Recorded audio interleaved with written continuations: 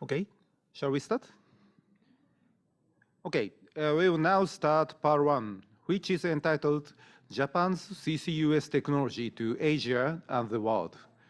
Let me introduce the speakers of the part one, Mr. Shigeru Kimura from ERIA, and Mr. Toshitsugu Nozawa from Japan CCS, and Mr. Katsuya Watanabe from also from Japan CCS, and Dr. Sakura Nishioka from JOGMEC, Mr. Nobuhiro Misawa from Osaki Kurugen Corporation, and Mr. Takashi Kamijo from MHI Engineering Limited. Okay, and let me introduce the purpose of the part one. And as mentioned at opening session, METI announced the launch of the Asia CCUS network on June 21st this year.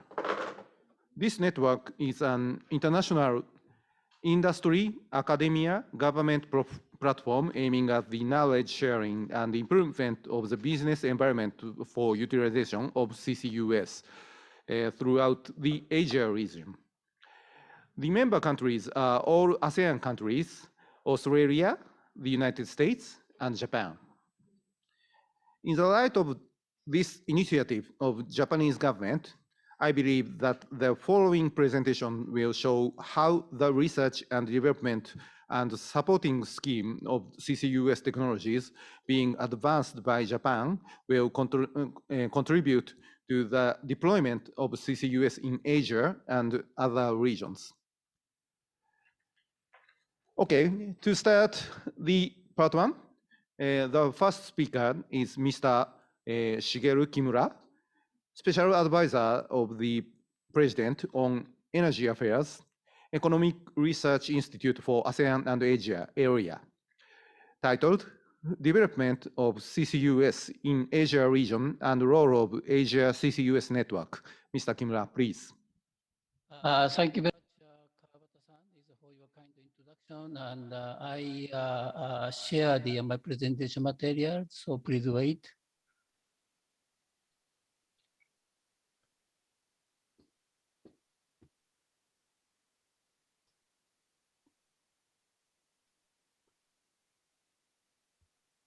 Can you see? Yes, we can see. Thank you. And I will now change to the slideshow mode.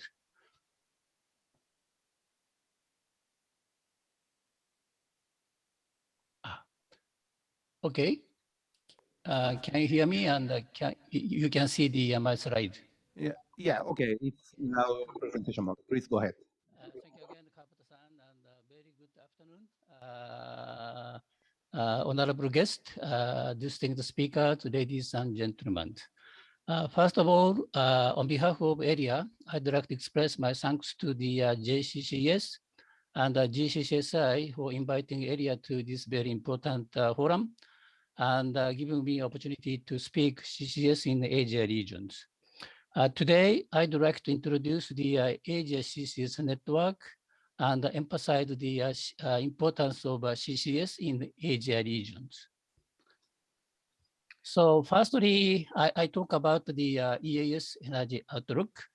EAS stands for the East Asia Summit, consists of the ASEAN 10 plus 8 countries, Australia, China, India, Japan, Korea, New Zealand, Russia, and the USA. But ES Energy Outlook is not include the Russians. Now in the ES region, is energy efficiency and the renewable is a high priority energy policies. So that each ES countries is report its energy efficiency and the renewable target to the coordinating countries. Then using the energy outlook models, ERIA assess this target, how this target to contribute to the energy saving and the CO2 emission reductions. In this regard, we produce the two energy outlook, BAU and the APS, and defined the energy saving potential as BAU minus APS in terms of the energy consumption and also the CO2 emissions. Today, I just show you the CO2 emission of the BAU scenario. of the one region and 2 countries. So this one is a CO2 emission from the 2070 to 2050 of the ASEAN, China, and India. So ASEAN increased the CO2 emission 3.2 times from 2070 to 2050, and India is 3.0 times. But China is slightly decreased around 6% CO2 emission from the 2070 to 2050. Then, as you know, this figure is clearly indicate which sector and fuels emit CO2 significantly, so that we understand the major sector of the CO2 emission in the power sectors. Look at the yellow part, due to the lot of coal and gas consumption for power generations, and also use of the oil and coal, which in consumed in the industry and the transport sectors. Thus, CCUS can be applied for the power sectors, as well as the large factories to produce the iron steel, chemical product, and the cement. Based on the previous slide, I show you the one of the low carbon pathways in the Asia regions. For power sectors, Asia still depends on the coal and gas power generation. In this regard, apply CCS to the existing and the new coal and gas power plant is very, very important. And also in near future, we can expect the fuel switching from the coal gas to the ammonia and the hydrogen. Now, thermal power generation fully depend on the fossil fuel, coal and gas. But in future, after the 2050, thermal power plant power generation also use the low carbon fuels like ammonia and hydrogen. In this case, apply the CCUS production of hydrogen is also essential. For the final energy consumption sectors, apply CCS to the CO2 intensive factories such as the iron steel and chemical plant in industry sectors. Also in transport sector, it is not a matter of the CCS, but fuel switching from the gasoline, diesel to electricity and hydrogen is also very important. But I guess the still gasoline and the diesel vehicles will remain around the in the future in 2050, so that DAC, direct air capture with CCUS is also crucial technologies. Thus, I can say the CCUS is an important and effective technology to reduce CO2 emission in Asia regions. Considering the importance of CCUS, ERIA held the third East Asia Energy Forum last year, November, discuss about the CCUS and the carbon recycling in ASEAN regions. This forum is kicked off by Deputy Minister of Vietnam and also the Secretary General of ASEAN, Dato' Lim Jok Hoi. And after the opening remarks, several ministers is delivered the keynote speeches from the Brunei Darussalam, Cambodia, Indonesia, Laos PDR, Japan, and Thailand. And one of the major outcomes from the third East Asia Energy Forum is establish the collective framework together with all stakeholders of CCUS, which are industry, academia, and government, to promote development and commercialization of CCUS in AS regions. In addition, there was a policy movement last years. 14th EAS Energy East Asia Summit, Energy Ministers Meeting, we call the EAS-EMM 14, was also held in the same month, last year, November. And meeting is prepare the minister statement, and minister statement is a touch upon the CCUS. First, ministers noted the importance of CCUS and the carbon recycling. The second, ministers welcome the cooperation initiative led by Japan and ERIA to establish the Asia CCS network. Then, through the several steps after ES-EMM 14, Asia CCS network, ASEAN, was officially established in June this year. And ERIA is now appointed to the Secretariat of the ASEAN. Then first Asia CCS Network Forum was held 22-23 June this year. And this one is sort of the launching ceremony of the ASEAN. Then energy minister from the 10 EAS countries is participated this forum and deliver the congratulatory speeches and expectation to the ASEAN. Then as well, 3 international organizations like such as the IEA, head of the 3 organizations such as IEA also participated and delivered the keynote speech. And all 3 heads is emphasized the importance of CCUS in the Asia regions.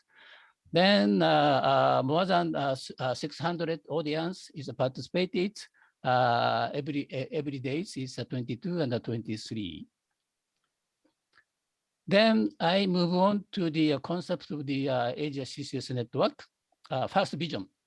Vision is through cooperation on development and deployment of CCS in EAS region. The network will contribute the decarbonization of the region. This is our visions. Then in order to achieve the vision, we have the 3 milestones. First one is 2020 to 25, launch of the Asia CCS network, which is served as platform to development of CCUS. But anyway, network is already established. Second one is 2025 to 2030. Milestone is development of a project. It means CCUS project and the business environment. How private sector is activate in the CCUS in Asia regions. Then third one is after 2030. ASEAN is surely contribute to decarbonizing the Asia economic zone with a focus on the CCUS. Then, in order to facilitate the development of CCS in this region, we have the following 3 missions. First, promote knowledge sharing through holding the annual forum, conference, workshop, and meetings. And the second, conduct research study on technical, economical, and the legal standard of the CCUS in this region. And third, holding capacity building training to increase the common understanding of the CCUS in these regions. Then next, I talk about the institutional framework of the network. The network has the 2 membership. First one is members of the EAS 18 countries. So far, ASEAN 10 plus Australia, India, Japan, United States is registered to the ASEAN. The second one is supporting members. It consists of the industry sectors, the private and public companies, academia, financial sectors, and regional and international organizations. And in addition, network is also formulated advisory group to consist of the policymakers and CCUS expert. Then the advisory group is provide the advice to secretariat, it's mean area, in terms of the deployment of the CCUS in Asia regions. So far, number of the membership is around the 200 as of the October 1st this year. Then milestone, each milestone has the action plan. So that at this slide, I show you the action plan is a milestone of the 2020 to 25. We have 4 action plans. First one is knowledge sharing and capacity building training. So far, ASEAN is conducted 3 knowledge sharing conference to invite IEA, USDOE, and OGCI as the speakers. ASEAN also conducted the 3 days capacity building training early October this year to focus on the CCUS technologies which capture, transport, storage, and the utilizations. More than 100 audience is participated in this conference and also the capacity building training. Second action plan is launching a new project and proceeding with existing project. Project means a CCUS project. This is very important and crucial action plan for ASEAN. The third action plan is a building of the storage potential mapping. Storage potential mapping is very, very important for the deployment of the CCUS. So that we, ASEAN, will apply the literature survey to refer to the existing report of storage potentials. Then after that, we conduct the deeper research studies to produce more precise storage potential mapping by the 2025. Then based on the main result, the action plan, knowledge sharing, launching new projects, and building mapping, we ASEAN will prepare the roadmap, and the roadmap is clearly show the pathway of the deployment of CCUS in Asia regions. Then launching of the pilot CCS project is, I say, the crucial action plan for ASEAN.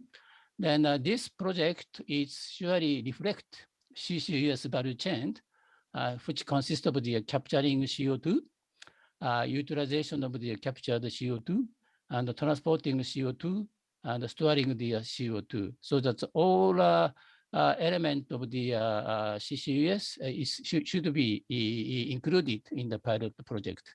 Then hopefully ASEAN will launch the CCS project called the pilot project in near futures.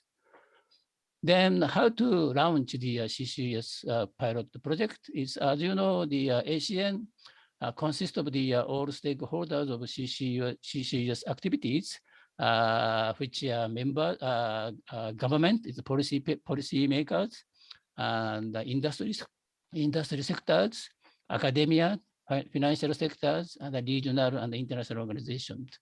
So that through collaboration of the members and the supporting members of ASEAN, ASEAN will initiate pilot CCS project, hopefully until 2025. In this regard, ASEAN also have to utilize the expertise and experience of CCS technologies owned by the Australia, Japan, and the United States, I mean the developed countries. Then I would like to conclude my today's presentations. Asia region is will continuously depend on the fossil fuel for power generation and road transport sectors. And in this regard, CCS is one of the important options for Asia region to achieve the low carbon energy transitions. Thus, Asia CCS network, ASEAN, has established and dedicated to promote the CCS deployment in this region. Basically, deployment of CCS is purely technology-oriented matters. Thus, advanced CCS technologies being owned by the developed countries, such as Japan, are indispensable. In addition to the technologies, appropriate legal and financial framework will surely improve CCUS business environment. That is my conclusions. And last, not but the least, Asia CCS Network is set up its website, including a lot of the CCUS information and activity of the Asia CCS Network. So that very much appreciate the audience to access to the ASEAN website and to get the updated CCS information from the website. Thank you very much for your attention, and I back floor to the Kawabata-san. Thank you very much.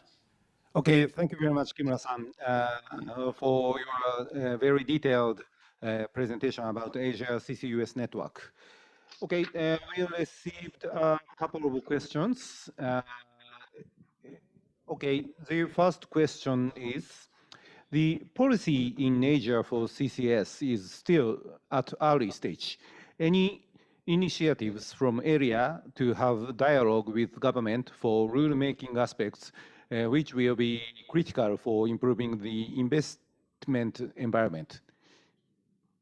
Thank you very much. These are very good questions, and I understand the CCS is very brand new technologies in terms of the carbon neutralities compared to the solar PV and wind. Solar PV is very, very popular in the Asia region, ASEAN region. So that firstly, through the knowledge sharing and the capacity building training, I'd like to move up the understanding of the CCUS of Asia countries. Then after that, we ERIA as a secretariat of the ASEAN would like to hold the some opportunity to discuss about the investment and something and the policies and the regulations. So that anyway, end of the day, we'll do. But first 1 year to 2 years, we are dedicated to increase the common understanding of the CCUS in Asia region. Thank you very much for your questions. Okay, thank you very much for your answer. And we also have another question, and I received this in Japanese, so please allow to read it in Japanese. At Asia CCUS network, Japan's CO2 that Japan emitted to be transported to other Asian countries where there's potential for storage. Is that a view by Japan to transport CO2 emitted in Japan?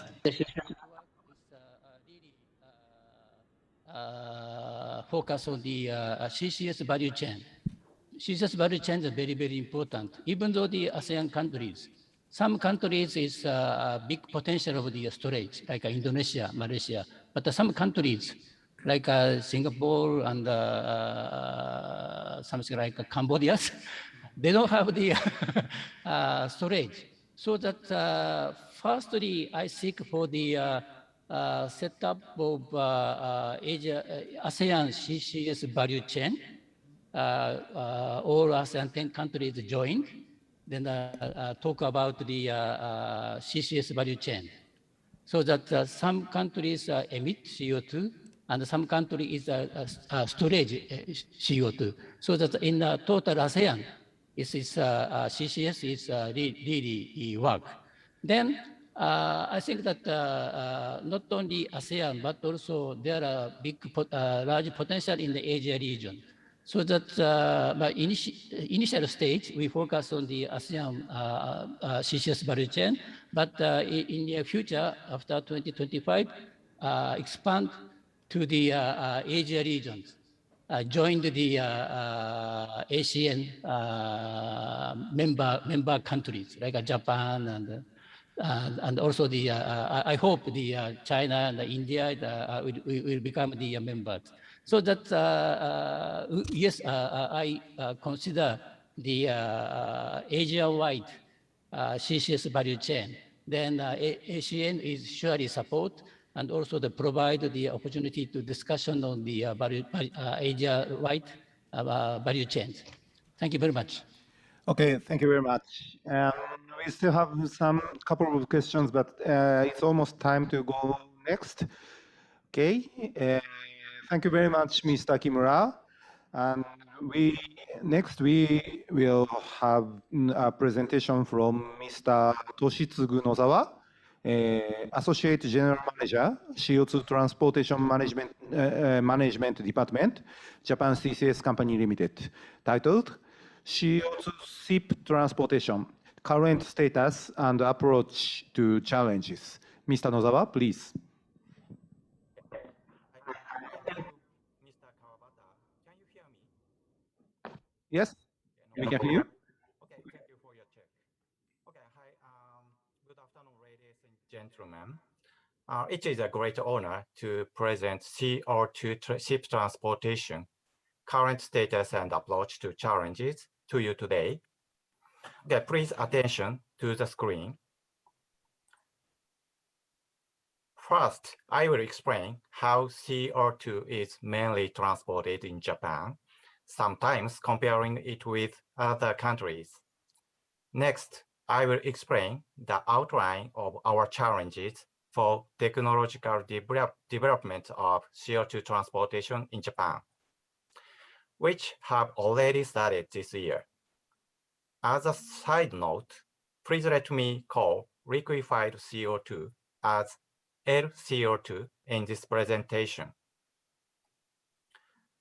Current status of CO2 transportation. In the Japan industrial market to date, CO2 has been used for welding, food and beverage, and cooling for industrial products, and so on. I guess you sometimes recognize CO2 in your life when you see the ingredients for drinks like Coke, or water with gas, or dry ice for cooling. CO2 emitted from industrial areas is refined, liquefied, transported, and stored. As a sampling data, LCO2 produced in Japan was about 670,000 tons. If CCUS is socially implemented after 2030, we expect LCO2 production will expand to 10 times rapidly and 100 times by 2050. It is possible to transport CO2 in gas, dense, liquid, or solid phase. However, liquid phase is known as the most efficient for transportation. In Japan, LCO2 is secured in the condition of temperature and pressure around -20 degrees Celsius and 2 megapascals. Tank trucks, often called as a tank lorries in Japan, are primarily used as a mode of inland transport. Tank trucks sometimes take car ferries and cross the water. However, tank trucks normally run short distances and we rarely see them. We have no experience of transporting CO2 for CCUS because it has not been implemented in Japan society. Of course, we studied what is the most suitable mode for CCUS in Japan. For example, we found actual examples overseas 5 CO2 dedicated tankers are under operation in Europe. Pipelines are used for CCS and enhanced oil recovery in North America. In this slide, 5 CO2 tankers are introduced with their names in the green cells. All of the tankers have Japanese owners. Also, another Japanese shipping company is a shareholder of the ship management company of this fleet. The tank capacity of these vessels is 1,250 or 1,800 cubic meters. The lowest cargo temperature is -30 or -40 degrees Celsius, and the maximum pressure in the tank is 18 to 20 bar. As a result of our investigation, we found a record of CO2 transportation by a ship named Amagimaru in Japan. However, it is a special case that existed more than 30 years ago. And for this reason, we did not recognize that know-how of CO2 shipping in Japan had been established.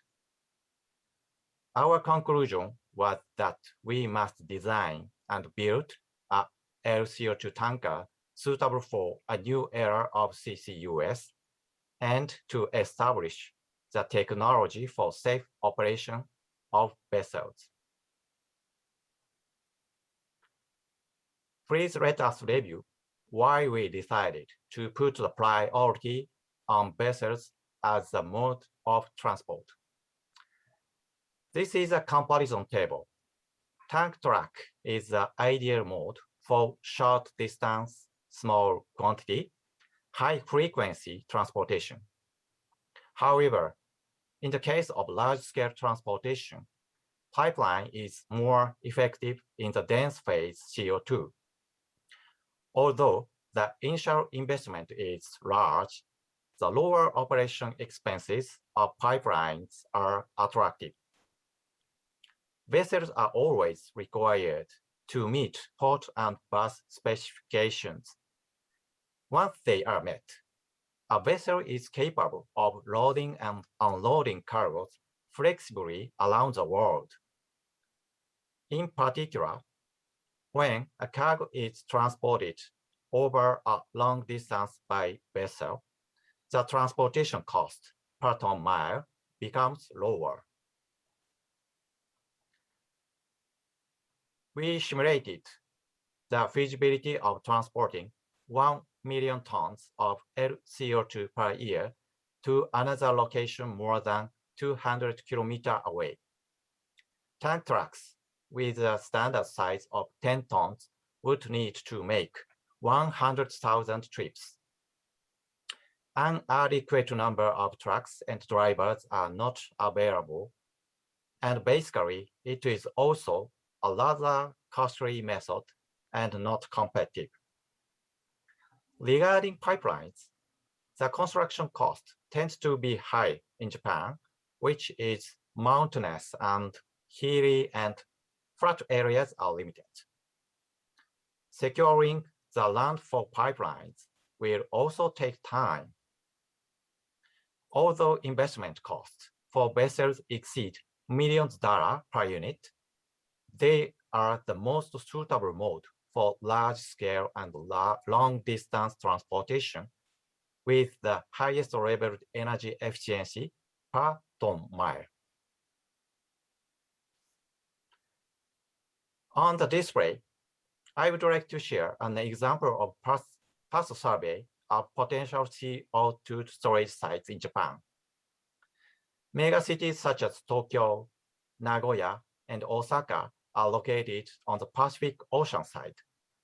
Also, industrial areas emitting CO2 are mainly situated inside the pink oval area in the map. And in order to implement CCUS under this situation, on the other hand, it has been estimated that the suitable storage sites are mainly located off the coast of Japan Sea, roughly in the light blue oval area. In order to implement CCUS under this situation, it is necessary to apply the most optimal transportation mode.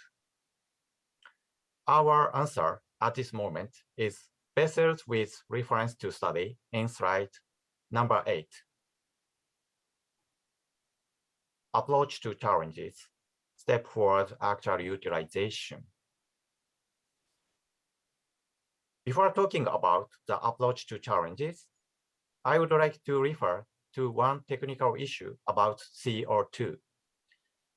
When the temperature of CO2 reaches minus 56.6 degrees Celsius and its ambient pressure reaches 0.518 megapascals, the gas phase, liquid phase, and solid phase are mixed. Its condition becomes extremely unstable. The point is the so-called triple point. I mentioned on slide number 5 that the temperature and pressure during transportation of LCO2 in Japan was minus 20 degrees Celsius and 2 megapascals, which roughly corresponds to the red circle. If we want to use a large tank for transportation and storage, we have to reduce the thickness of the outer panels for cost mitigation. In order to make the outer panels thinner, it is necessary to reduce the internal pressure of the tank. Under liquid phase, the temperature of CO2 will approach the triple point. There is a serious risk that LCO2 will change to dry ice, To identify the conditions under which dry ice does not occur in a consistent operation is the most important issue. Where should the optimal condition, as indicated by the orange circle, be set? We have just embarked on the challenge to determine this.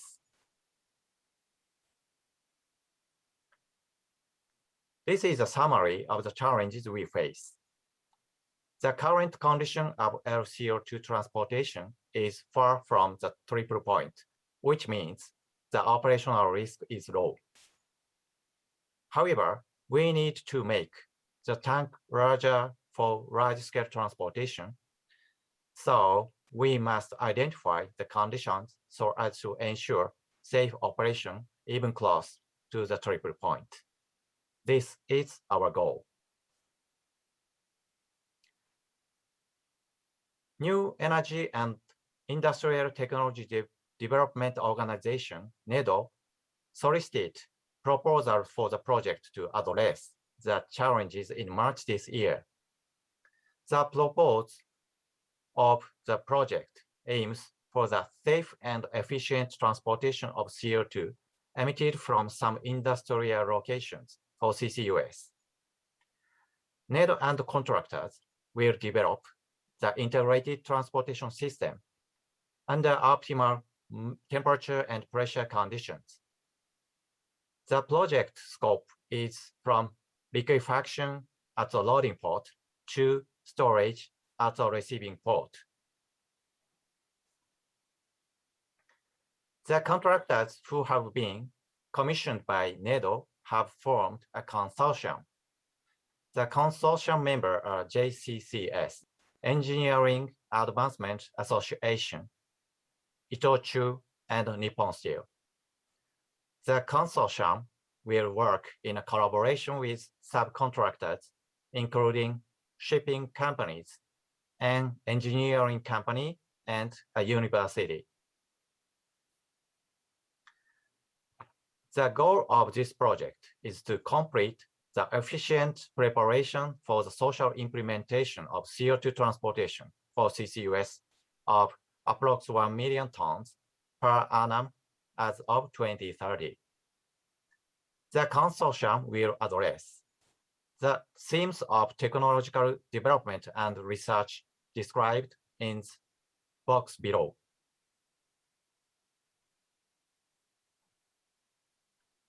I would like to emphasize the transport demonstration for CCUS as one of the key technological developments in this project, which is expected to be the first trial in the world.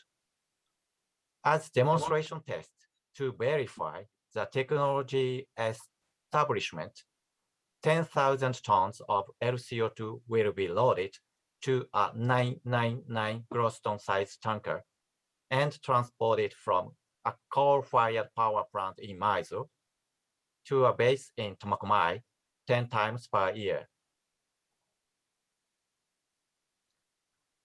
This slide summarizes the schedule of the project, which will be implemented over 6 years. For the demonstration test, theme number 2, we plan to complete the EPC for onshore equipment by fiscal year 2023, and the marine transport demonstration will take place from fiscal year 2024. In addition to technological developments and demonstration, a commercialization survey is also a feature of the project. We believe that evaluating the cost of transporting CO2 in future market is quite important for the social implementation of CCUS. This concludes my presentation. Thank you very much for your attention. Thank you. Thank you very much, Nozo-san. Okay, and we also received a couple of questions, but we don't have enough time. I will pick just one question. What is the most difficult point in designing CO2 dedicated tankers? In short, what is the unique aspects compared to other gas carriers? Okay, thank you very much for your good question. I understand it's feasible to build the CO2 tanker for LCO2 at minus 20 degrees and 2 megapascals. And we recently read an article that Aurora has ordered 2 CO2 tankers to Chinese shipyards for Northern Lights projects.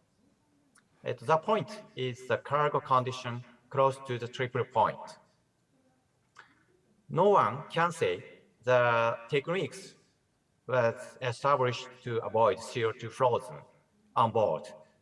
And the consortium will investigate CO2 conditions of lower temperature and lower pressure through the demonstration tests. Thank you very much. Okay, thank you very much. Sorry for declining the questions, but we have to go next.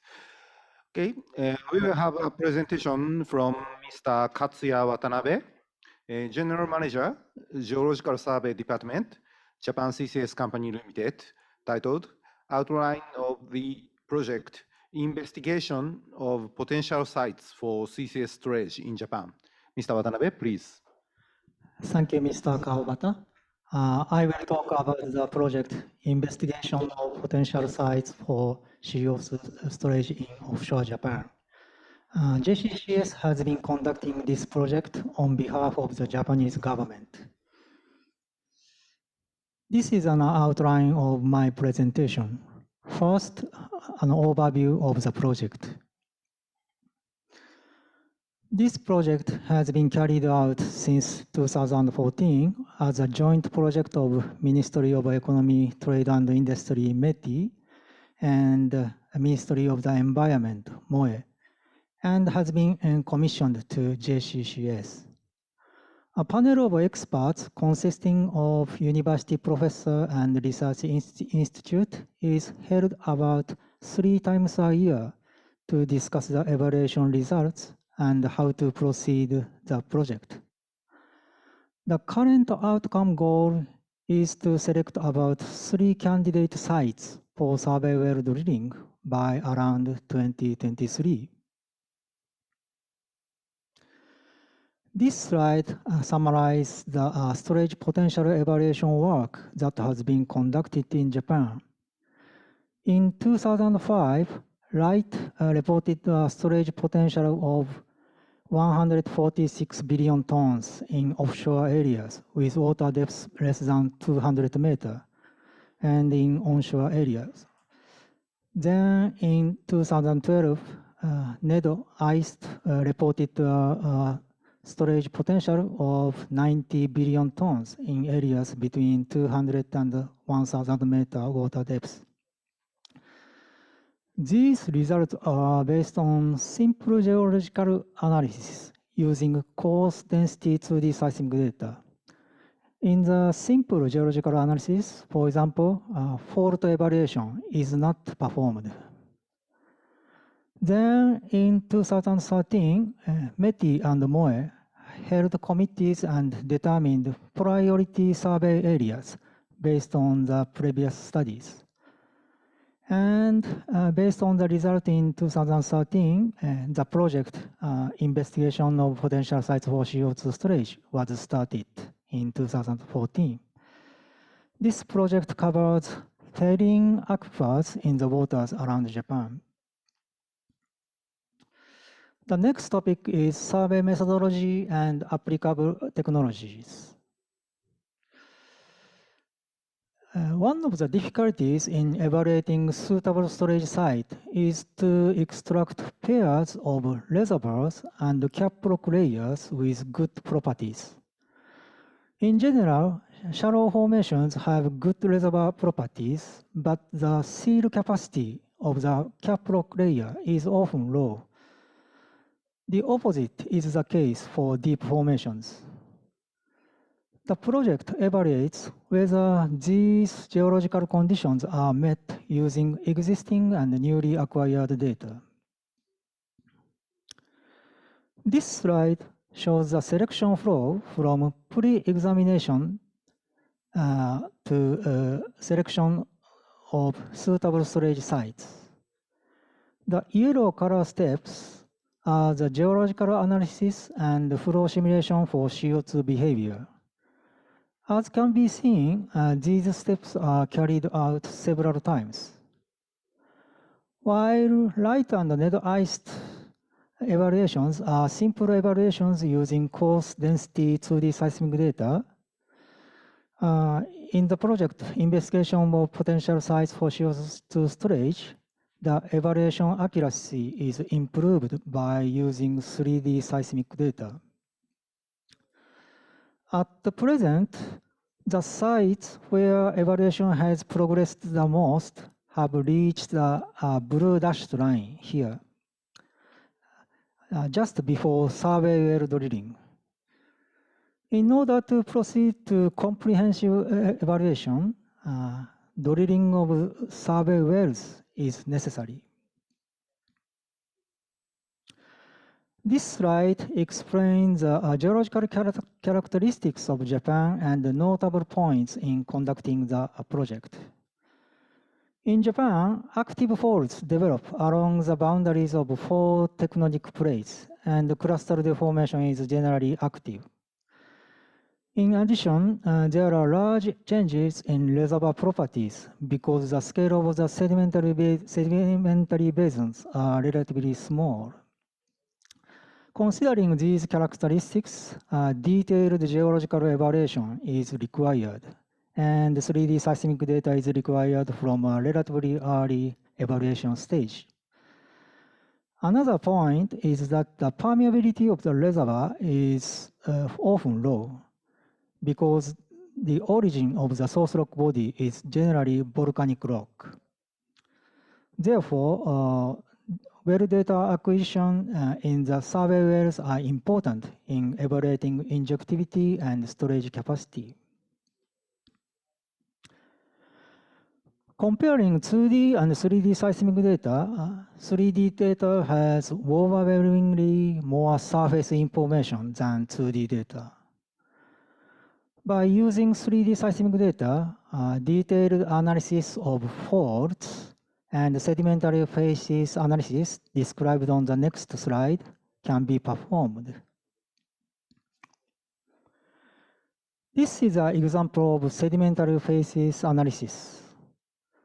On the seismic section, many reflected waves with strong amplitude and good continuity can be seen here. This yellow dashed part can be interpreted as a lobe of a submarine fan system here, and good reservoir distribution can be expected.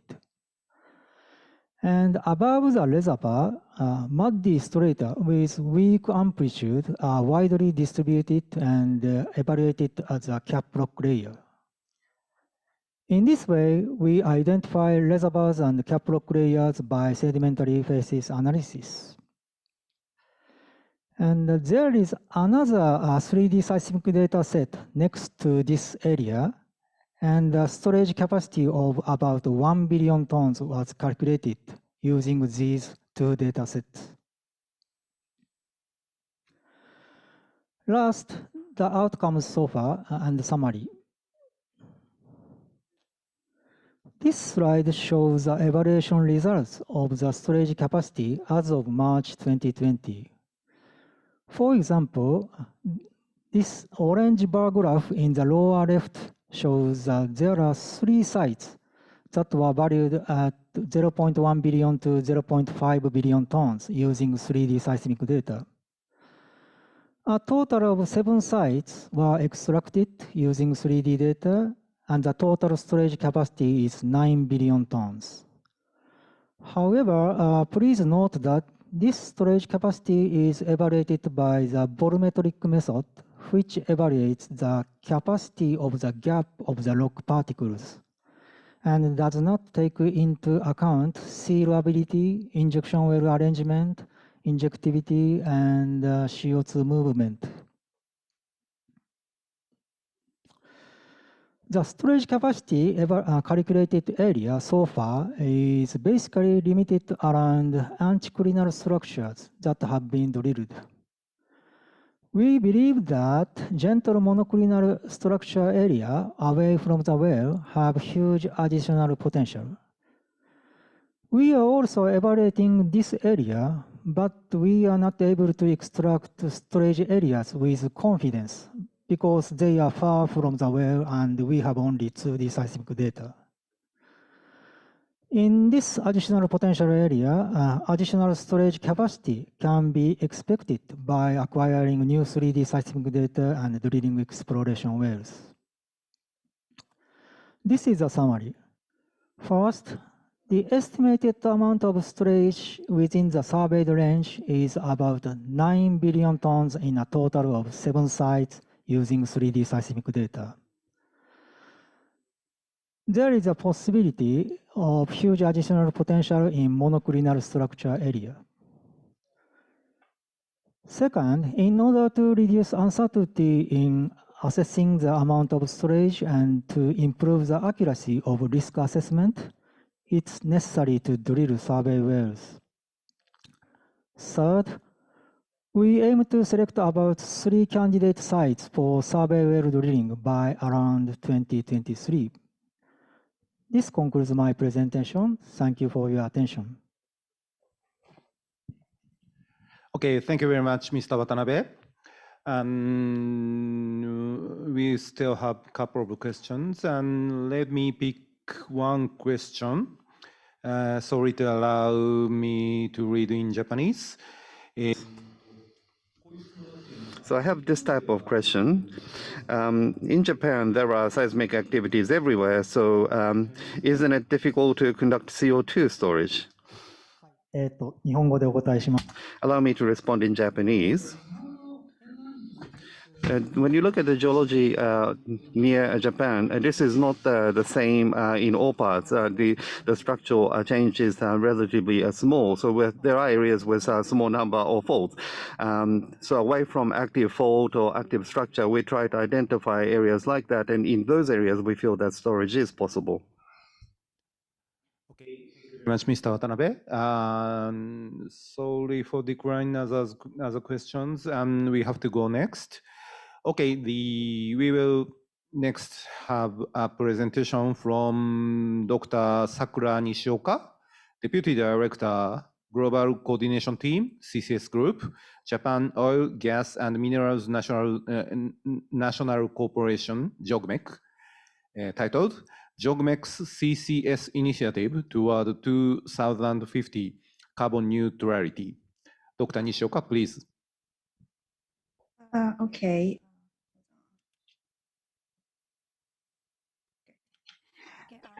Thank you very much for the introduction. I'm Sakura Nishioka, Deputy Director at JOGMEC CCS Group. I'm very honored to have this opportunity today. I also like to express my respect to the Global CCS Institute and Japan CCS for leading the CCS deployment in Japan and other parts of Asia. In my presentation, I explain a little bit about our organization, JOGMEC, and our CCS initiatives, including the ongoing projects and project evaluation guidelines we plan to release by the end of this year.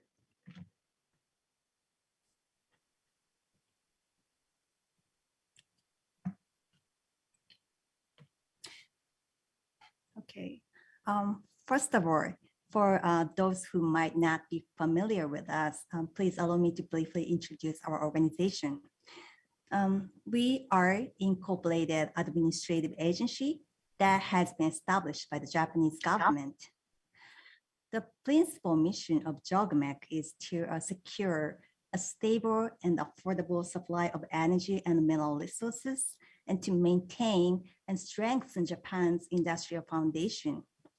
For this purpose, we have 4 areas of responsibility: oil and natural gas, metals, coal, and geothermal energy. Currently, we mostly cover the upstream to midstream production process.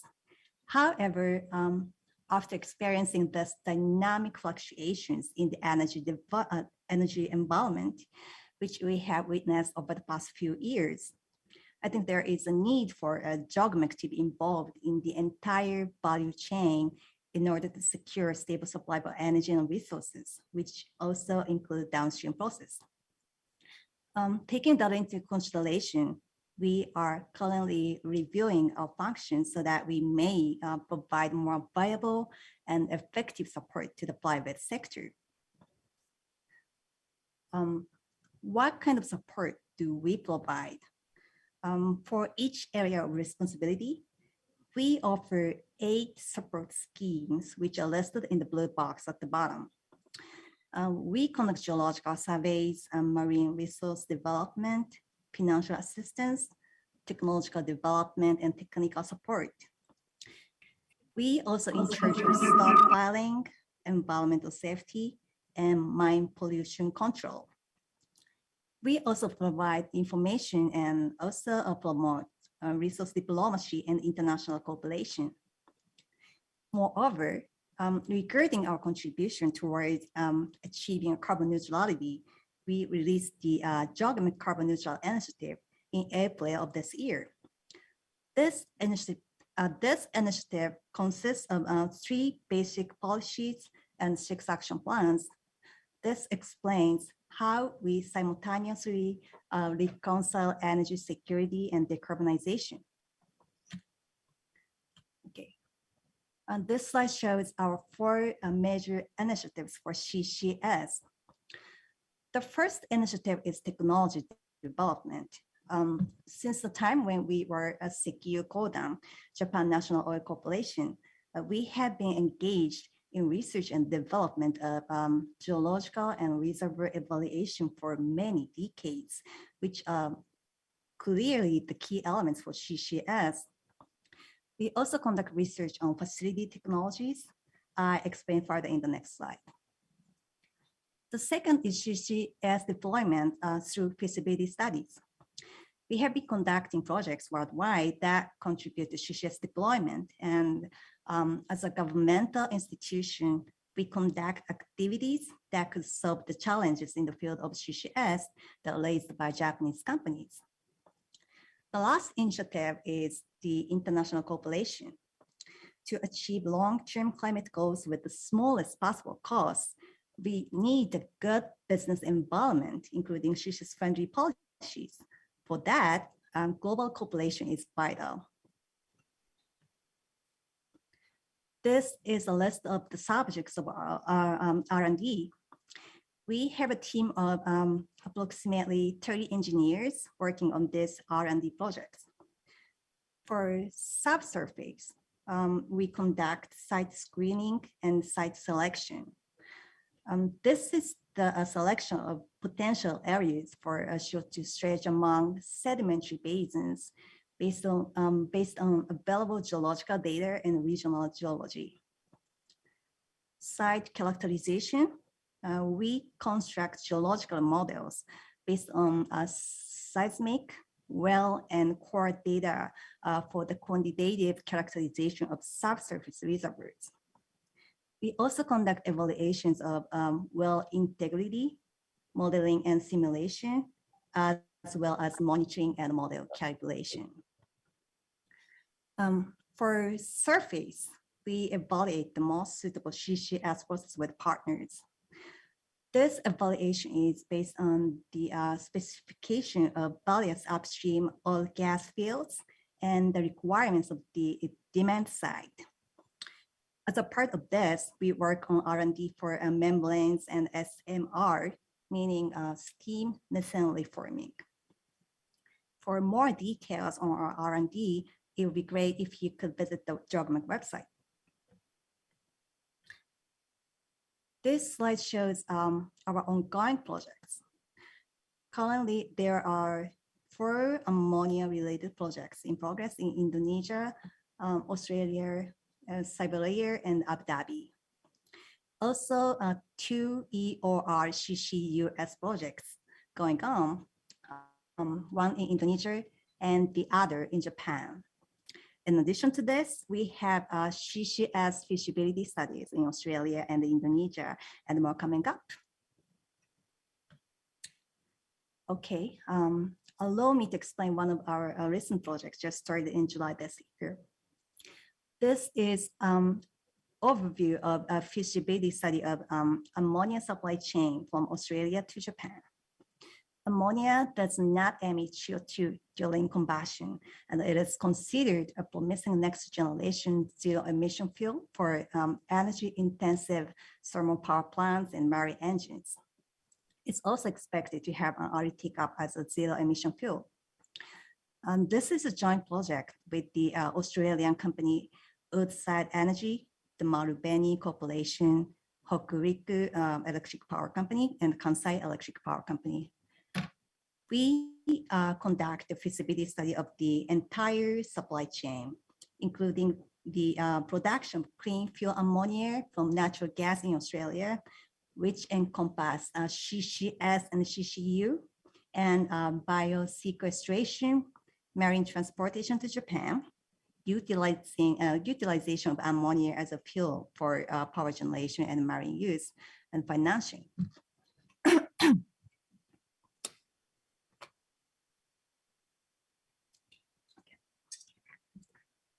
Another project we started is the EOR pilot test with the Impex Corporation in Agano, Niigata.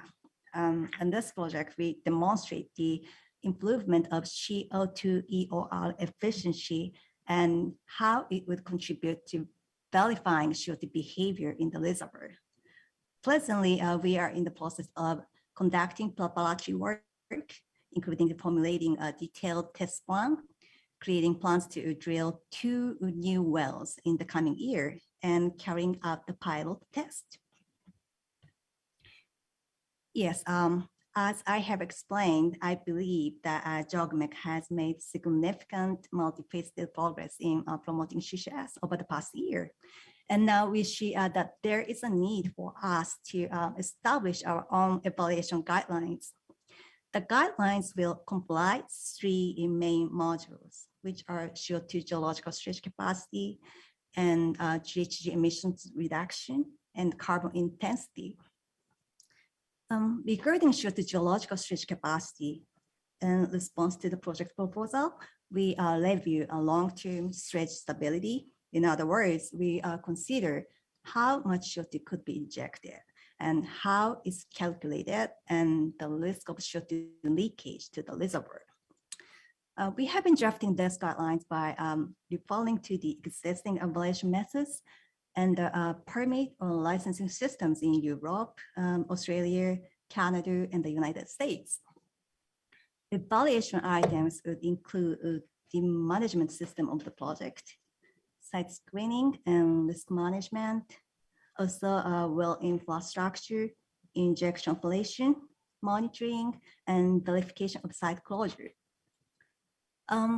Regarding a guideline for the GHG emissions reduced by CCS, there are a variety of monitoring, reporting, and verification MRV methodologies to quantify the extent to which CO2 emissions have reduced in emission trading systems. This includes the Alberta emission offset system used in Canada, the EU ETS, and the Climate Solutions Fund used in Australia, and several more. Notably, these methodologies differ in some respects. For example, they differ in how they set project boundaries, target GHG types, and how they set baseline scenarios. They also have different views on the permanency of the geological stage as well. Based on this existing MRV methods, we have been drafting our own CCS guideline. Finally, I expound on carbon intensity, or in other words, the environmental value of the projects. Because as a governmental entity, we should understand the environmental value of the products generated by the project we support. So it is important to note that there are no internationally unified evaluation standards and GHG accounting methodology by which we may assess the environmental value of products such as LNG, blue hydrogen, or blue ammonia, which involves CCS. Nevertheless, the study is currently underway under various organizations and international initiatives, and we recognize that we are one of them.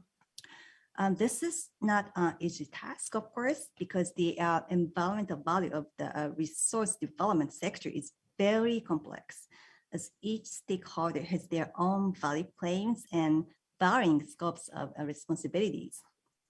We also need to ensure transparency, which require a complicated method. In addition, there are global discussion of methane leakage management and measurement. In this study, we tackle a leak control method, including actual measurement and calculation methods.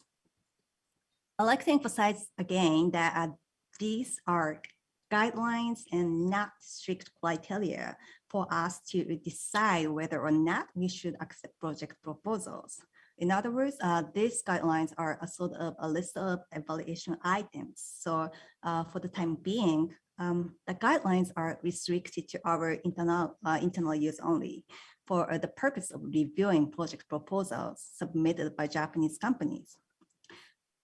However, in the near future, we expect to share these guidelines with other Asian countries through the CCUS network.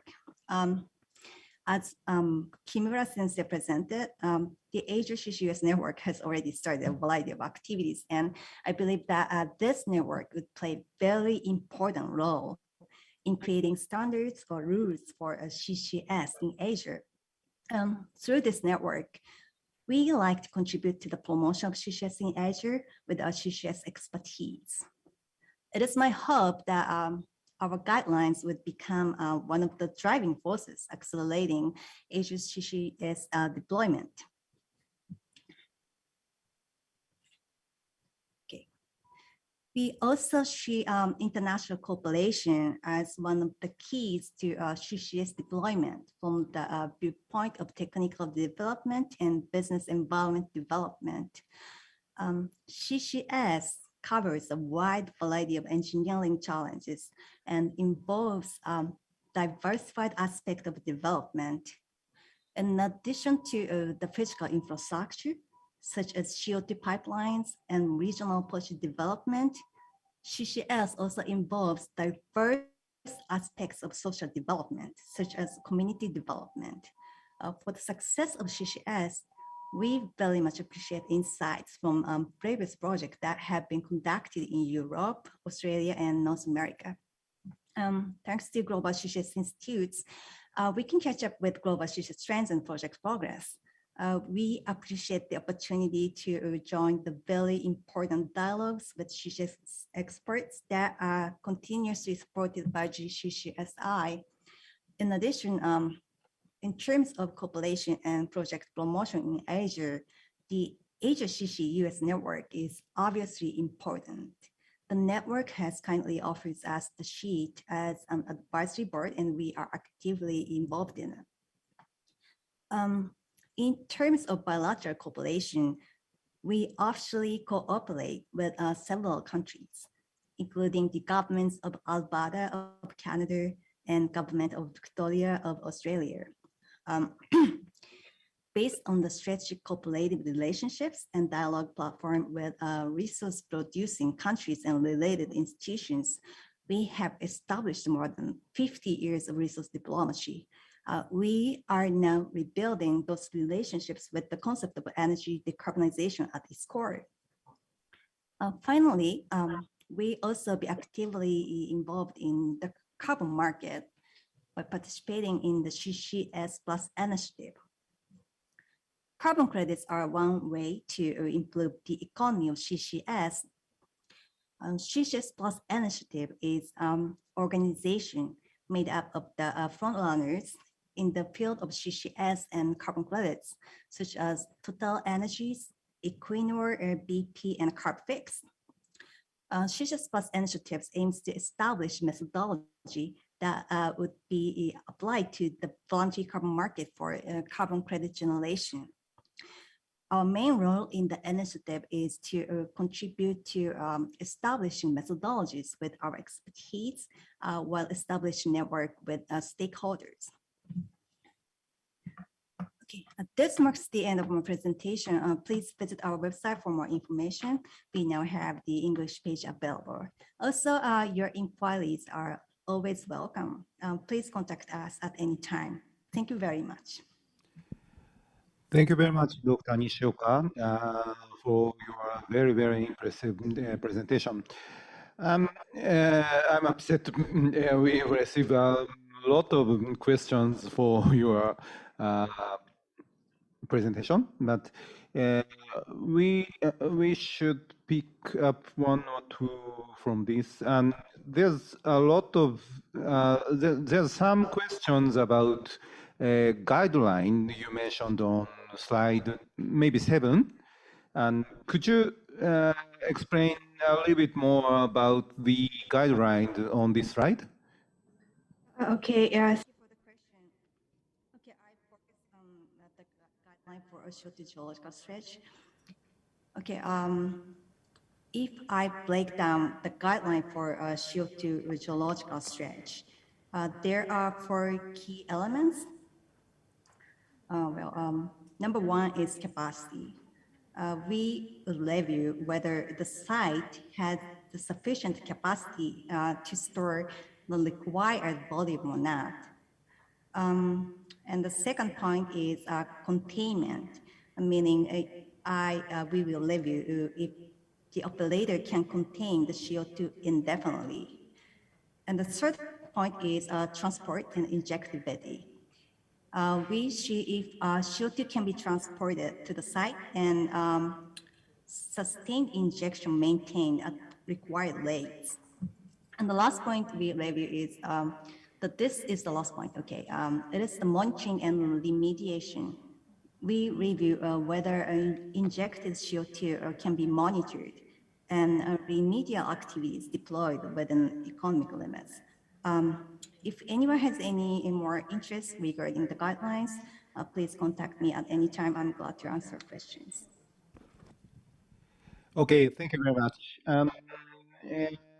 We still have 1 or 2 minutes. Okay, then could you explain?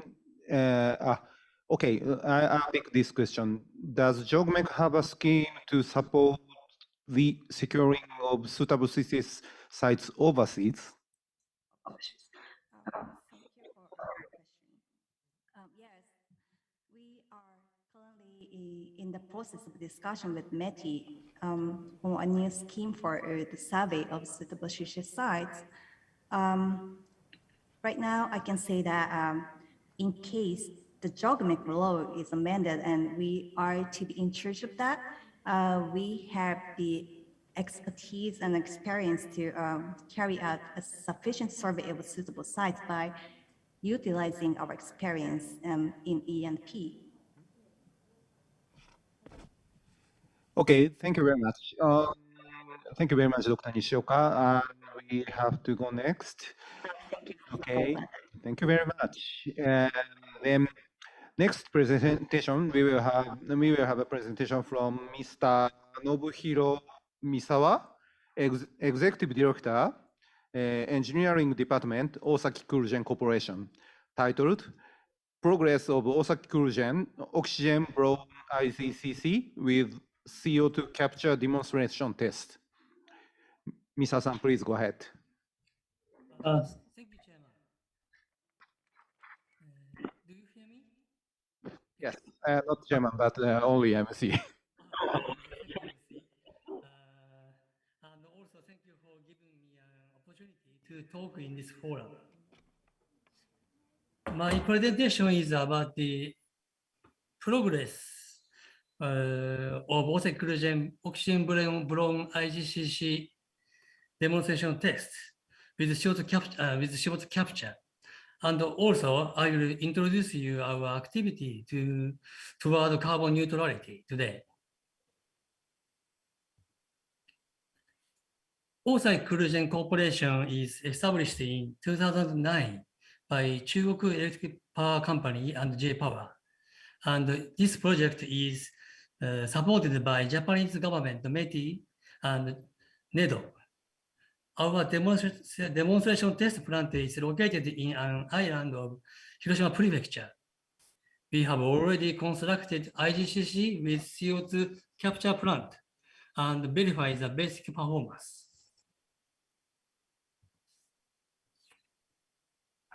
The objective of the project is to demonstrate innovative low-carbon coal-fired power generation solutions that combine coal gasification and fuel cell power generation technologies with CO2 capture. The project period is divided into 3 steps. In the first step, we verify the performance of our IGC technology and completed with success. Coal is gasified in the gasifier by high purity oxygen. This gasifier is our proprietary technology. Syngas is sent to gas turbine combined cycle to generate power of 166 megawatts. In the second step, we installed the CO2 capture unit of 400 tons per day capacity and already verified the basic performance so far. We are now constructing CO2 liquefaction unit for carbon recycling trial, which will be towards the third step, demonstration test. We are constructing fuel cell, which is 1.2 megawatt SOFC. This picture shows the IGCC demonstration facilities. The configuration of the facility is almost same as that of commercial IGCC plant. And we verified all the performances and functions needed for commercialization of this technology, including safety. Safety is an important factor because the gas composition and process value is significantly different from conventional PCF plant.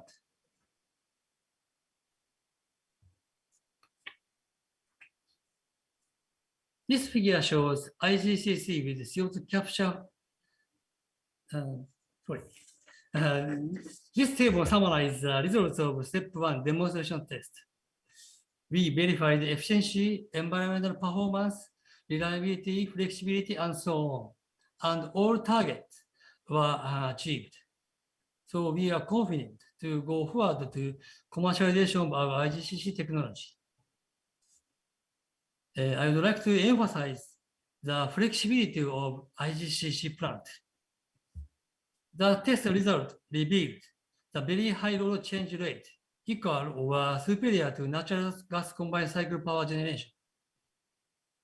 Electric power is generated by combined cycle in both IGCC system and natural gas combined cycle system.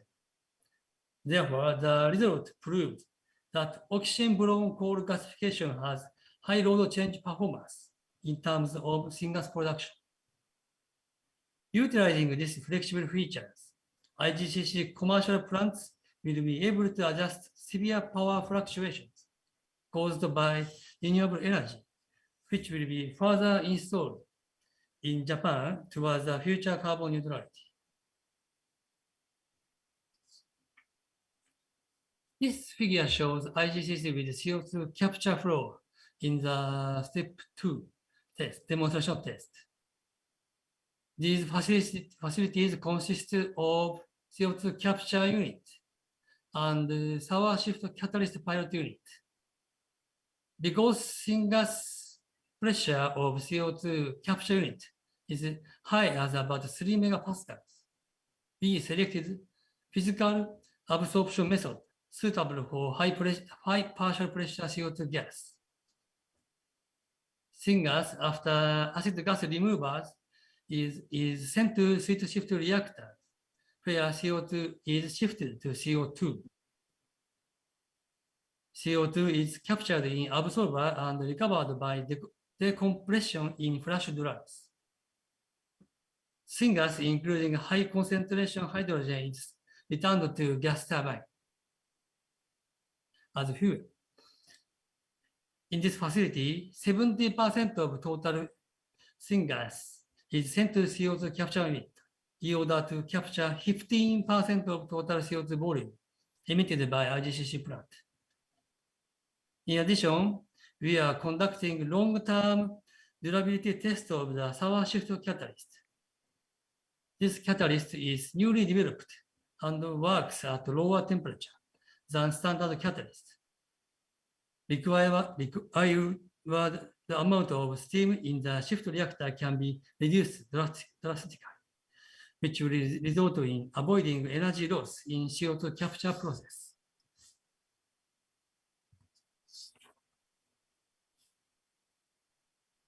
This picture shows the CO2 capture facilities located next to the IGCC plant. This highest tower is the CO2 absorber. This was carried out from December 2019 and suspended February this year due to the construction of fuel cell. And the test will resume early next year.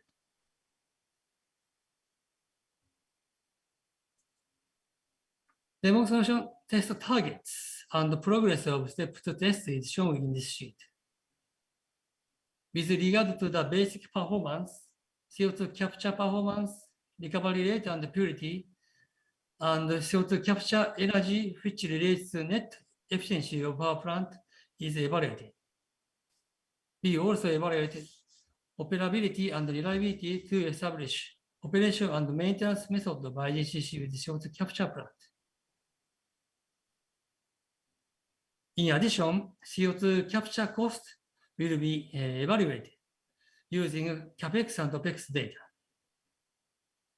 According to the test results so far, CO2 capture performance exceeded the target value, and we also established the operation method of IGCC with CO2 capture power plant. And also, we verified the influence of coal property on CO2 capture process. These 3 items will be evaluated next year.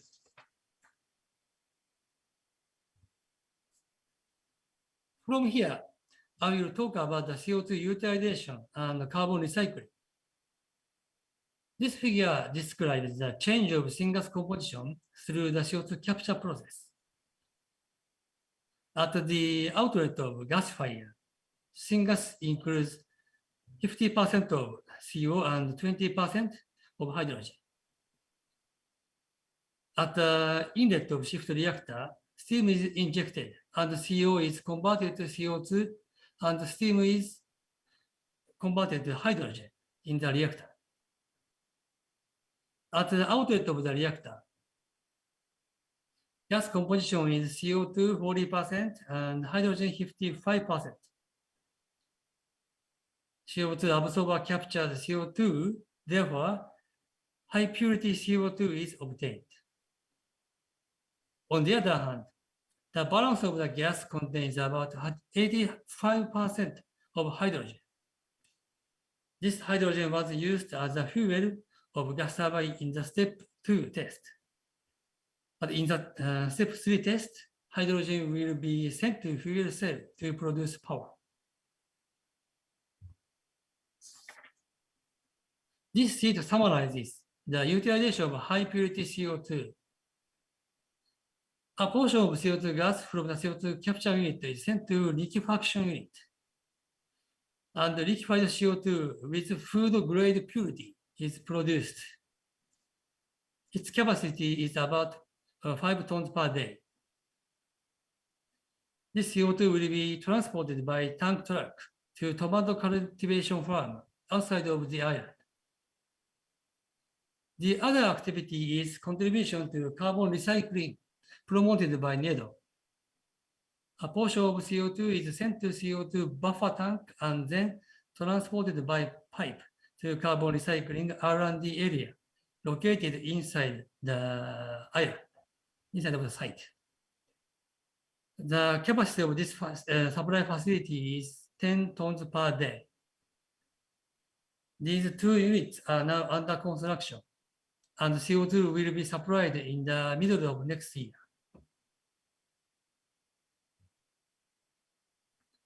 This picture shows the example of a tomato cultivation farm.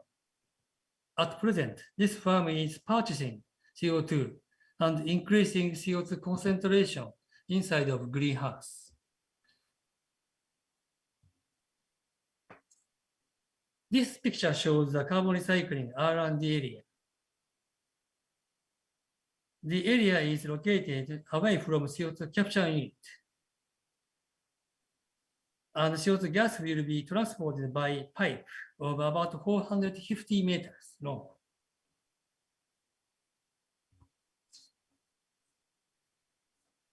This sheet shows the carbon recycling R&D program. Japanese government METI announced carbon recycling 3C initiative in September 2019. 1C of the 3C means Center of Research, and Osaka Kamijima town, where our corporation is located, is selected for the research base. The role of our corporation is to prepare the infrastructure of the research activity, including supply of CO2 gas required by research organization. In the research area, technologies regarding to CO2 use concrete, chemical product, gas to lipids, bio, and biojet fuel will be developed with starting next year.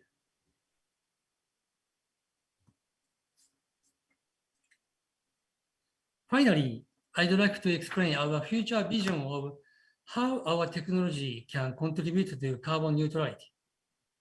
As I mentioned, combination of coal gasifier, coal gasification, conversion of syngas and CO2 capture process can produce flexible and high efficiency electric power, high purity CO2 and CO2-free hydrogen.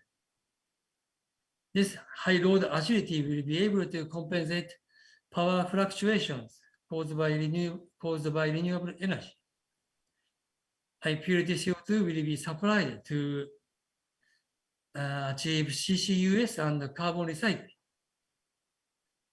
CO2-free hydrogen will be supplied to industries such as transportation and manufacturing, where electrification is relatively difficult. Furthermore, part or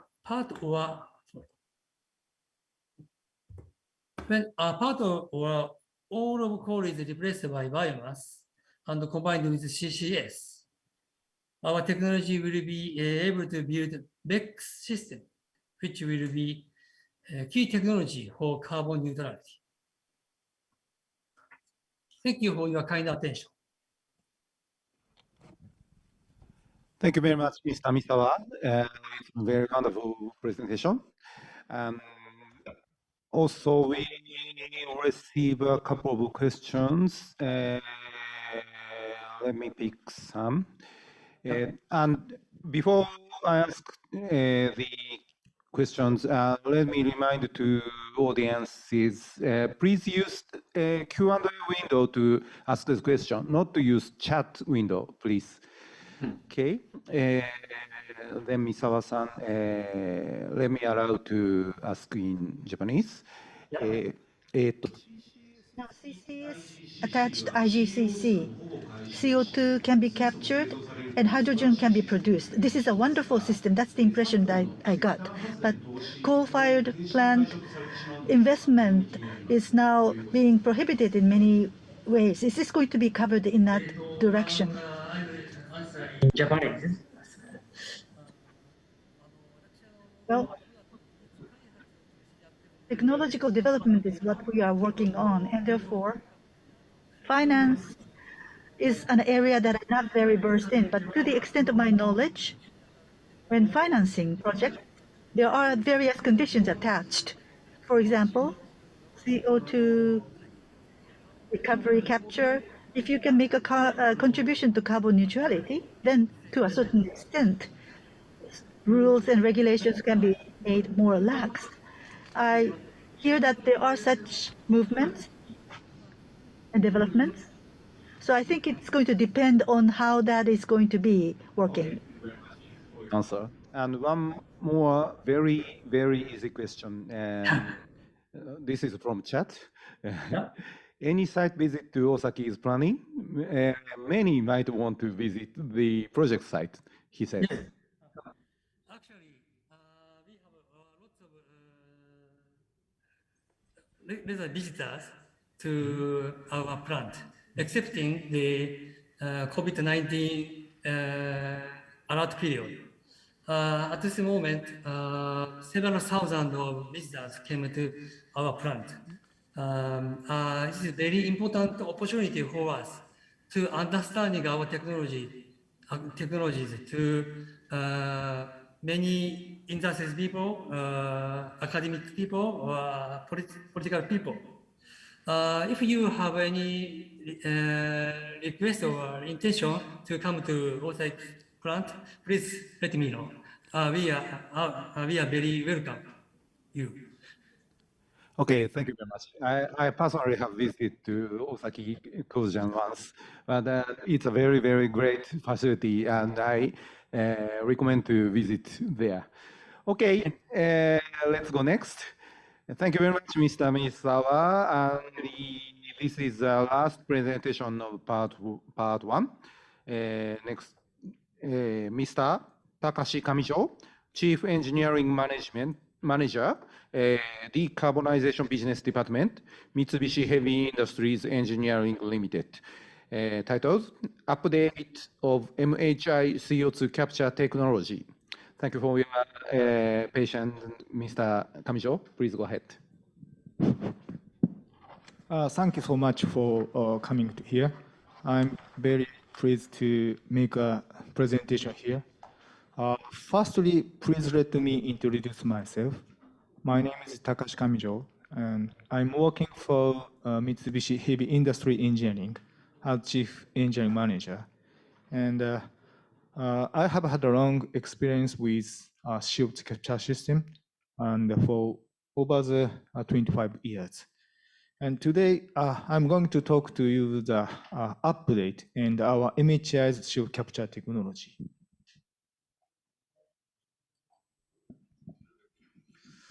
Let's start by our company profile. And Mitsubishi Heavy Industry Group, MHI, was established in 1884. The number of employees, including affiliated companies, is over 80,000. Annual net sales in last year, 2020, is 30 billion US dollar. MHI product covers a wide range from launch vehicle, fighter, turbocharger, airplane, and gas turbines, so on. And our CO2 capture system is supported by Mitsubishi Heavy Industry Engineering and part of the MHI group. I'm going to next. So here is a brief of our CO2 capture technology. And we called this technology KMCDR process. And K MCDR stands for Kansai Mitsubishi Carbon Dioxide Recovery Process.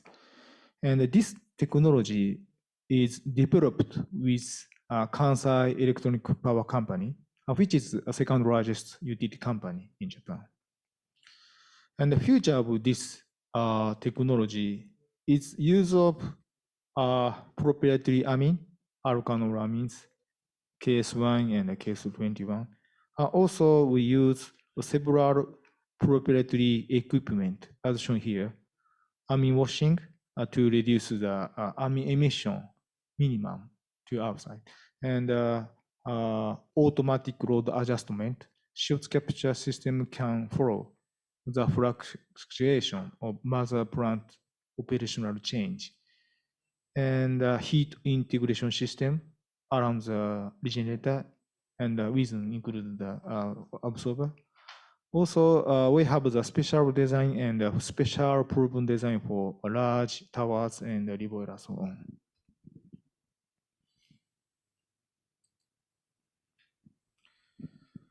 Here you can see our extensive worldwide delivery. And so far we have delivered 13 commercial plants, and 2 plants are being constructed in Russia and Bangladesh. And this map also shows the plant in Alabama. It was a demonstration project with a Southern company. And we have a Southern company demonstration plant here because the size is almost commercial size, 5 metric tons per day. That's why we show the experience in the demo plant, Southern company's body plant. So here you can see the year of delivery, country, and flue gas source and capacity, and with CO2 application for each commercial plant. So our record range from 200 tons per day to almost 5,000 tons per day, which is mostly for chemical production. And most notably, we completed and delivered world largest CO2 capture plant in Texas, USA, and for Petronova. The captured CO2 is used for enhanced recovery. Our technology can also be applied to a variety of applications, and not shown here, but we are able to apply not only the flue gas, but also the low pressure process gas. And now I would like to look at some specific application that we are currently working on or that we completed.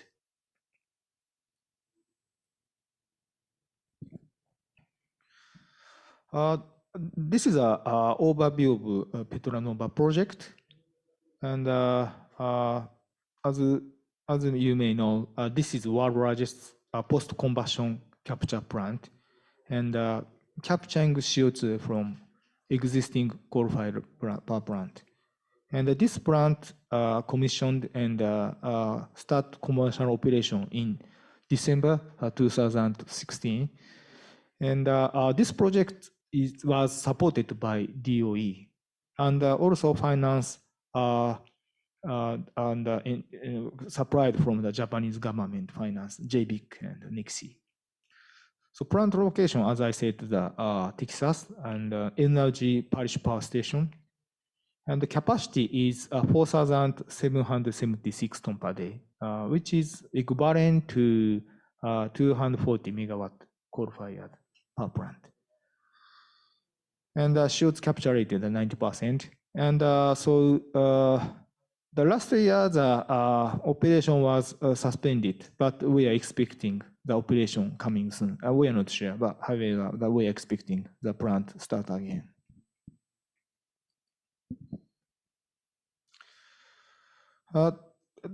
Currently, we are working with UK drugs for the bioenergy carbon capture and sequestration project, and referred as BECCS. And MHI and drugs have agreed a long-term contract for use of our KMCDR technology. And if this project is realized in future, and this should be the new largest post-combustion carbon capture plant, because the capacity is at least 8 millions per year. And so this is very huge CO2 capture project. And most notably, and this facility will be a net negative emission because the capture CO2 from a biomass per plant. That's why it could be the negative emission.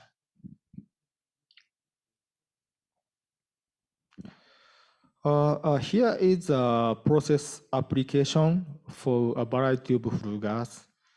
As I explained, we delivered a dozen commercial plants before for gas-fired boiler and heavy oil or the coal-fired boiler, but not limited to that, but we can handle a variety of flue gas listed here.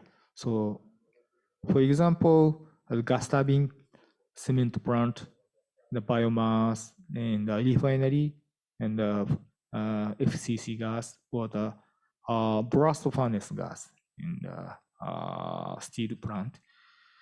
And so for each item, so that we have the table here, this is a typical condition for each flue gas source.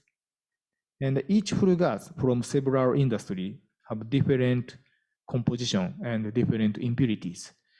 And we have many commercial plants, and also we have studied for many applications. And so we have know-how what kind of impurities are included in the flue gas. So we believe we can handle almost all flue gas. So this is an example of the gas turbine CO2 capture.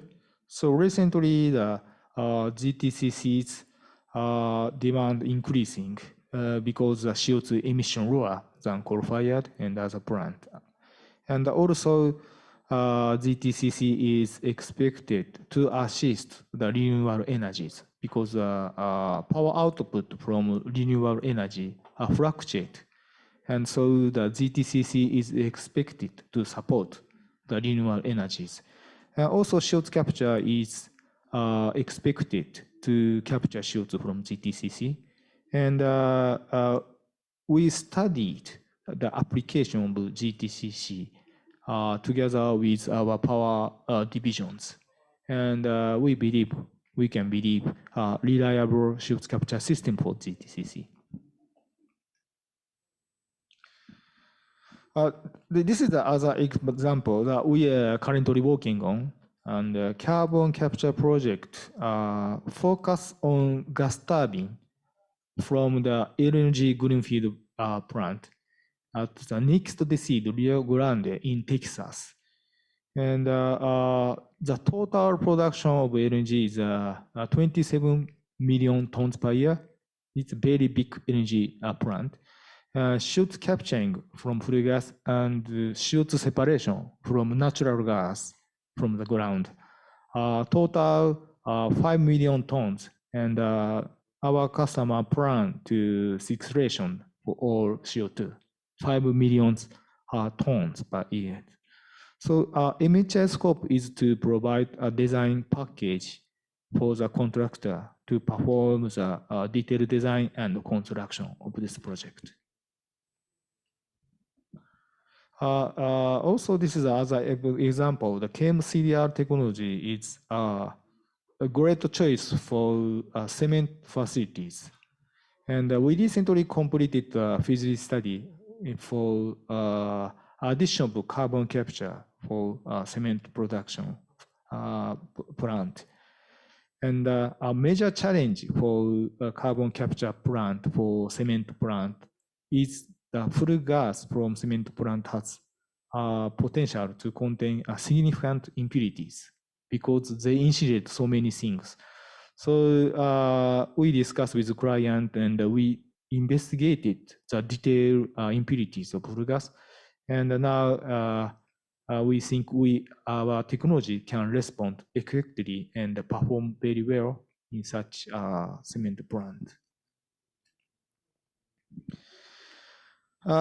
This is other example, and the steel industry exhausts a lot of CO2 emissions, and we think the steel industry also important to introduce the CCS, and so we are investigating the possibility, and we are studying the introduction of the CO2 capture plant for steel plant.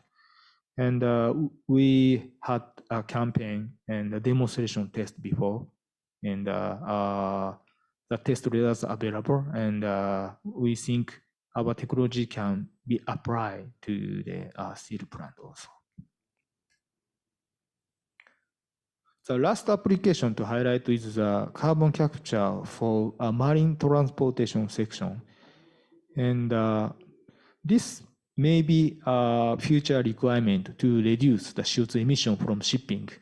And we are working with our shipping division to install the small mobile CO2 facility and capturing CO2 from the engine exhaust. And this is currently a demonstration phase, and we are verifying the result and whether this technology can be effective in a marine environment. So this is the last stage and the last column, and so we are mainly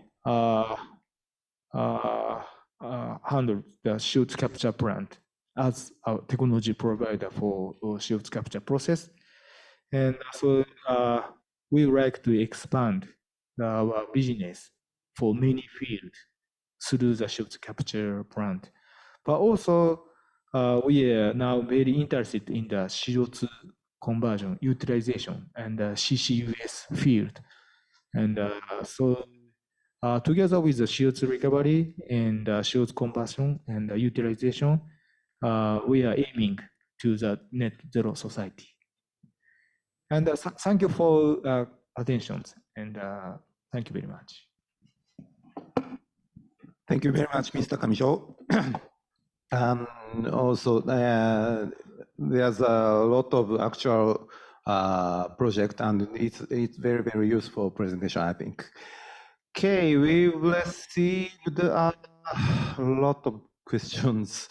And okay, I'll pick one or two questions from here. And the first question is it possible to utilize MHI's technology to direct air capture?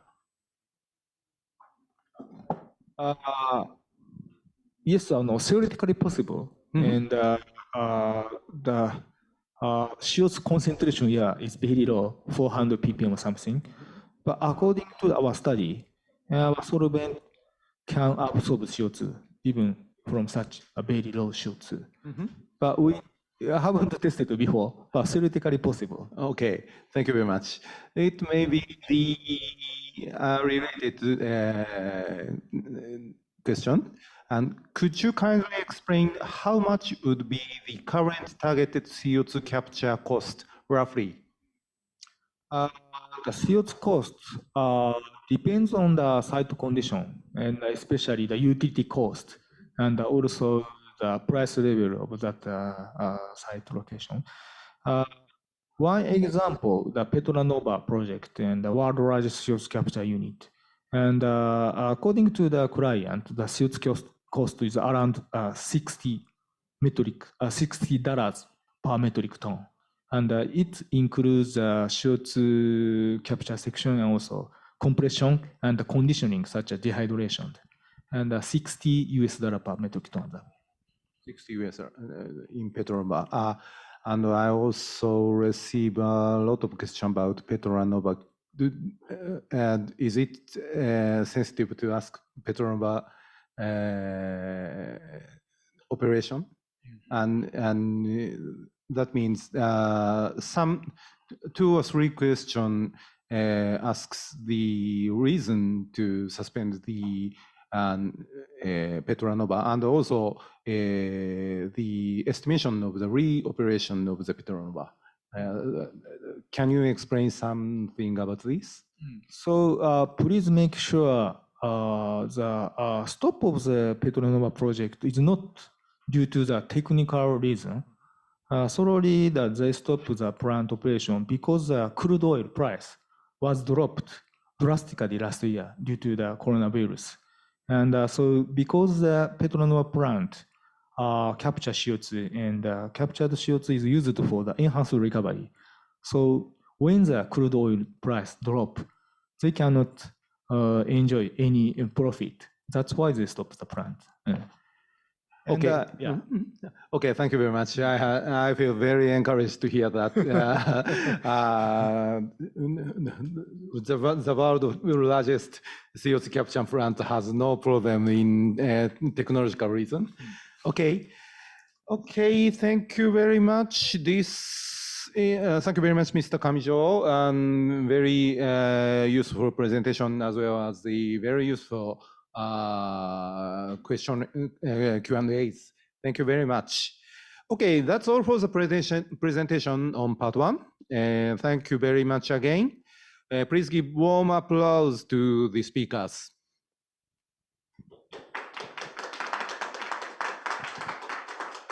Thank you very much. Okay, now let me briefly conclude part one. To hear the whole presentation, I think it's CCUS deployment can be possible. Is possible. First, it's still necessary to tackling with the cost reduction. The CO2 capture technology in Japan is well developed, and also in the top level of the world. To hear the presentation of Misawa-san or Kamijo-san. And also, we frequently hear the misunderstanding that in Japan, we don't have many oil and gas fields, so that's impossible to deploy the CCUS in Japan. But I understand it's just a misunderstanding to hear the Watanabe-san's presentation, result of the investigation of potential site for CO2 storage site. We have billions tons of capacity to storage CO2 in Japan, I think. And also, as Mr. Sadamitsu mentioned in his greetings, or Mr. Nozawa mentioned in his presentation, there's a lot of CO2 emission source in the coast of the Pacific Ocean, and also the potential CO2 storage site is mainly located at the Japan Sea side. So it's also important for Japan to deploy the CCUS, and I'm sorry, and the CO2 shipping technology is very, very important especially for Japan to deploy the CCUS in Japan. And also, I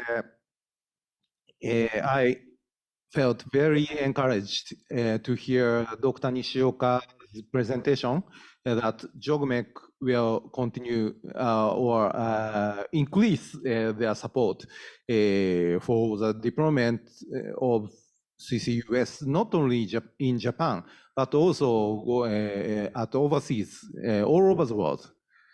Okay, and in conclusion, such Japanese technologies or supporting scheme will contribute to the CCUS in Asia and in Japan through the Asia CCUS network, as mentioned by Kimura-san.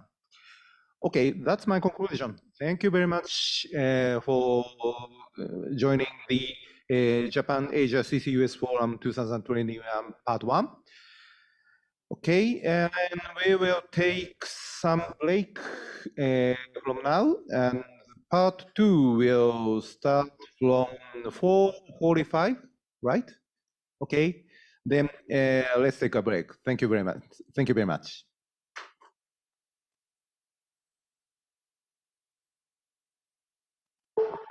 CCS is a technology